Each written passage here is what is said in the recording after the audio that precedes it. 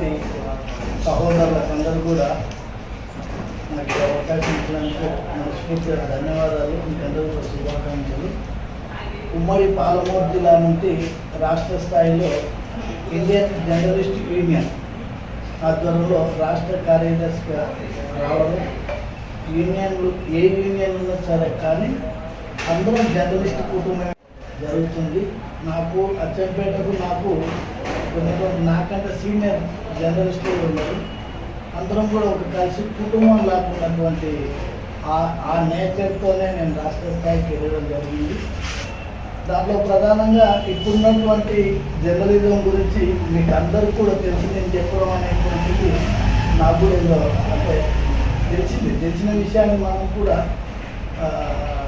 చర్చించకంటే ముందు IJ union ఏం చేస్తుంది, అసలు ఇండియన్ జర్నలిస్ట్ యూనియన్ ఏం చేస్తారు అనే దాని గురించి ఒకసారి చర్చించుకోవాలని చెప్పాను. దాంట్లో మొట్టమొదలు జర్నలిస్టులకు అక్రిడేషన్ తీసుకొచ్చినటువంటి యూనియన్ ఐజే యూనియన్.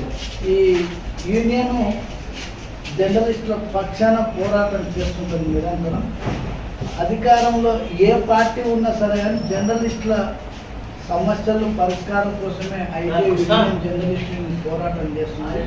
దానిలో భాగంగానే ఈరోజు మనందరి జేబులో అక్రిడేషన్ కార్డు కానీ ఆర్టీసీ బస్సులు మనం తిరుగుతున్నట్టు కూడా ఐజే యూనియనే పనిచేయడం జరిగింది. ప్రభుత్వం పైన ఒత్తిడి తీసుకోవడం జరిగింది. దీనిలో ఇప్పుడు గతంలో ఉన్నటువంటి పాలకుల గురించి మనం చెడొద్దు. ఇప్పుడున్నటువంటి పాలకులతో మనం పార్టీ అని కాకుండా నిరంతరం జర్నలిస్టుల కోసం, నిరంతరం జర్నలిస్టుల సమస్యల కోసం పోరాటం చేసే ఏకైక యూనియన్ ఐజే యూనియన్ చెప్పి మీకు మనం చేస్తున్నాను. అందులో భాగతరగతి వరకు కూడా ఒక విద్యార్థికి నెలకు 1000 రూపాయలు చొప్పున, అంటే ఇద్దరు ఉంటే 2000, ముగ్గురు ఉంటే 3000 రూపాయలు చొప్పున శ్రీనివాసరెడ్డి ప్రెస్ అకాడమీ చైర్మన్ గారు నిన్న మంజూరు చేయడం జరిగింది. అదేవిధంగా వాళ్ళ భార్య, అంటే ఆ భార్యకు 5 సంవత్సరాల వరకు నెలకు 5000 రూపాయల చొప్పున కూడా పింఛన్ కూడా మంజూరైంది. అంటే మన పాలమూరు జిల్లాకి ఒక రిపోర్టర్ చనిపోతే ఆ కుటుంబానికి ప్రెస్ అకాడమీ తరఫున ఐజే యూనియన్ రెఫర్ చేసి ఆ కుటుంబాన్ని ఆదుకోవడం జరిగింది.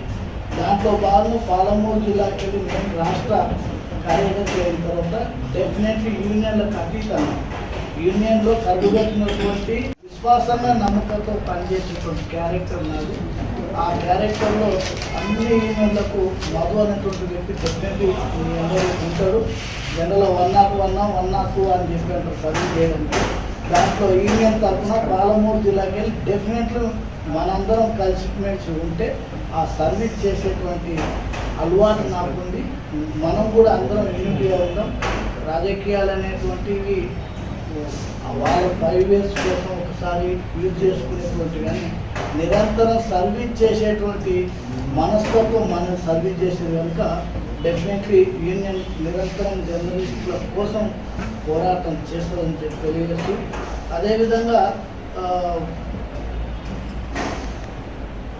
యూనియన్ ఏదున్నా సరే కానీ టీఆర్ఎస్ ప్రభుత్వం ఉన్నప్పుడు మేము అక్కడ పనిచేసేటువంటి దాంట్లో టీయూడబ్ల్యూజే ఐజేకి సంబంధించినటువంటి దాదాపు అంటే 2 కోట్ల విలువ చేసే స్థలాన్ని, అంటే అక్కడ ఉన్నటువంటి స్థలాన్ని తీసుకొని ముఖ్యమంత్రి దగ్గర, ఆనాటి ముఖ్యమంత్రి కేసీఆర్ దగ్గర కేబినెట్లో ప్రపోజల్ చెప్పి కేవలం మధు ఇది పెట్టిండు అని చెప్పని దాన్ని అంటే సంపాదించడం జరిగింది. అంటే జర్నలిస్టుల కోసం, అంటే యూనియన్లు అటు ఇటు ఉన్నా సరే కానీ మీరు అందరు యూనిటీ ఉంటే డెఫినెట్లీ మీకు గౌరవిస్తారని చెప్పి తెలియజేస్తూ, మన విలువ యజమానం చాలామంది జర్నలిస్ట్ ఏమనుకుంటారంటే యజమానం సతాయిస్తుంది కనుక ఆయాసం తీసుకురావాలని. అదంతా ఒక భాగం. జర్నలిజం అనేది పవిత్రమైనటువంటిది. నీ కెపాసిటీ, నీ విల్ పవర్ ఉంటే అతను యాడ్స్ ఇస్తాడు, అతను నీకు పిలుచుకొని చేస్తాడు. మనం దానిలకు మోల్డ్ అయ్యి సరిగా అమ్మాయి అతను పెట్టింది కదా యజమాన్యం అనేటువంటిది అయితే నేను అంగీకరించున్నాను వ్యక్తిగతంగా. నీ విల్ పవర్ ఉంటే, నీ పవిత్రత ఉంటే డెఫినెట్లీ నేను బెదురుకొని అతను నేను పిలుస్తాడు. వార్త ఉట్టిగా ఎవరో చెప్పిందని చెప్పండి ఒరే పలాని పత్రికలు బాగా సతాయిస్తారు, లేదా ఈ పత్రికలు నెలకు డబ్బులు కట్టాలి. ఇదంతా ఏంటంటే మన యొక్క బలహీనతనే యజమాన్యాలు వాడుకుంటున్నాయి కదా. తప్పకుండా మార్పులు వస్తాయని చెప్పి అనుకుంటున్నాం. మనం విల్ పవర్ లాస్ట్కి ఏమైందంటే యజమానులు సొంతం పేపర్లు పెట్టుకుంటారు, సొంతం టీవీలు పెట్టుకుంటారు, సొంతం యూట్యూబ్లు పెట్టుకుంటారు. సోషల్ మీడియా డెవలప్ అయింది కనుక యజమాన్యాలే కొద్దిగా వైబ్రేషన్లో ఉండదు కనుక మనం ఇక్కడ ఉన్నటువంటి రిపోర్టర్ అక్కడ ఐకమత్యం ఉండి డెఫినెట్ మనం పవిత్రంగా మనం వార్తలు రాస్తే యజమాన్యం మనకి ఇంటికి వస్తుంది, పొలిటికల్ లీడర్స్ కూడా మన దగ్గరికి వస్తారని చెప్పని ఆ జర్నలిజం అనే పవిత్రమైనటువంటి జర్నలిజాన్ని మనందరం కాపాడుకోవాలని చెప్పని మనస్ఫూర్తిగా కోరుకుంటున్నాను. ధన్యవాదాలు.